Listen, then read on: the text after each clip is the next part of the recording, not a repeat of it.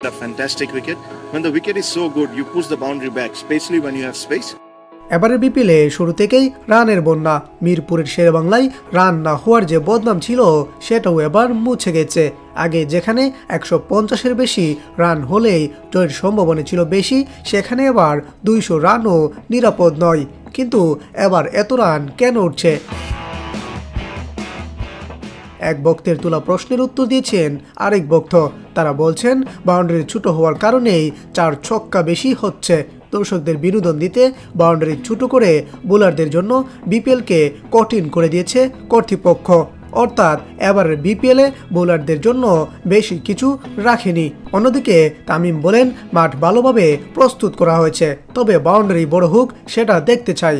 আপনাদের কাছে যখন জায়গা আছে তখন 58-60 মিটার বাউন্ডারি কেন হবে সেটা আমি জানি না। আন্তর্জাতিক ক্রিকেট যখন খেলবেন তখন তো বাউন্ডারি 65 থেকে 70 মিটারের বাউন্ডারি থাকে।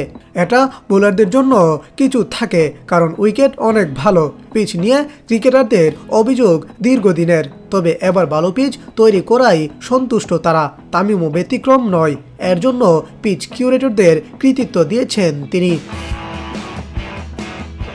তামিম বলেন কিউরেটরকে কৃতিত্ব দিতেই হবে, তারা দারুণ উইকেট বানিয়েছে। উইকেট অনেক ভালো, বাউন্ডারি বাড়িয়ে দিন যেহেতু জায়গা আছেই। এই মুহূর্তে বোলারদের জন্য কিচ্ছু নেই। আশা করছি কর্তৃপক্ষ আমার কথা শুনবে, বাউন্ডারি বাড়িয়ে দেবে, কারণ আপনার কাছে জায়গা আছে।